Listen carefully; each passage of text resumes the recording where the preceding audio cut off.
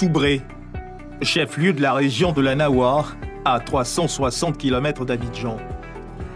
La collaboration entre l'Office ivoirien des parcs et réserves et la direction en charge de l'éducation nationale, le DREN, profite au renforcement de l'éco-citoyenneté.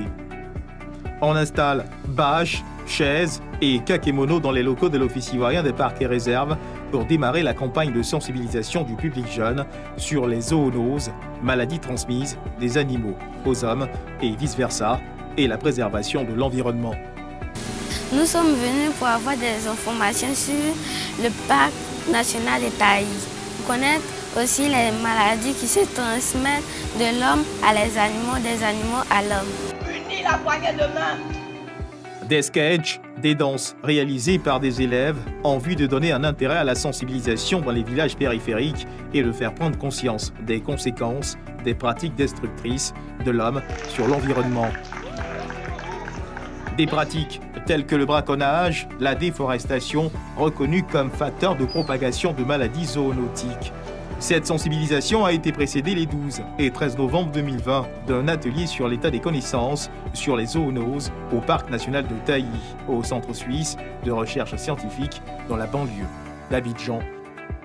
À Soubré, la campagne de sensibilisation menée par les agents de l'Office ivoirien des parcs et réserves a eu pour cible des élèves du primaire et du secondaire dont l'objectif est d'inculquer les valeurs de préservation de l'environnement et les industries sur les zoonoses. Aujourd'hui, j'ai encore été instruit à travers la découverte de l'hippopotame pygmée qui existe dans le parc national de Taï.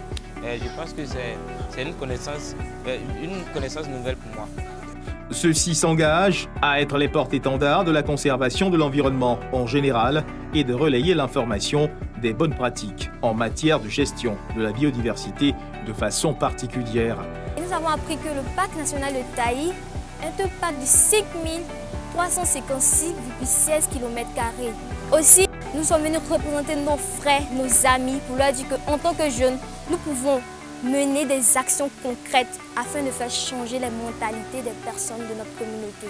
À Djapadji, village situé dans la sous-préfecture de Doba, dans la région de San Pedro, les écoliers ont également présenté 3 sketchs au public. Ces représentations théâtrales ont porté sur l'origine des zoonoses, leur mode de propagation et les mesures de prévention.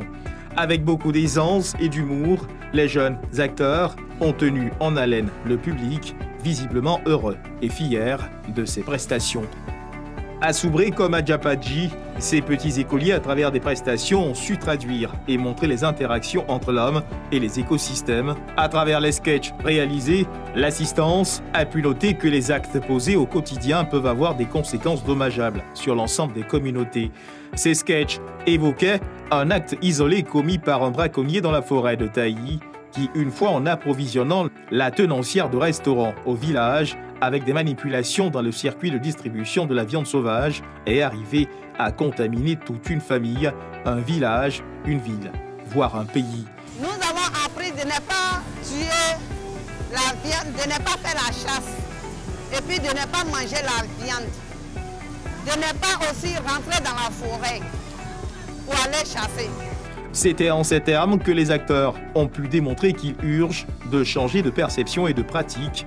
Les supports de sensibilisation ainsi que les sessions de formation réalisées participent donc à assurer le renforcement des capacités des acteurs et amplifier le message de l'OIPR et de ses partenaires qui est d'informer et d'éveiller les consciences sur cette question d'actualité et d'importance.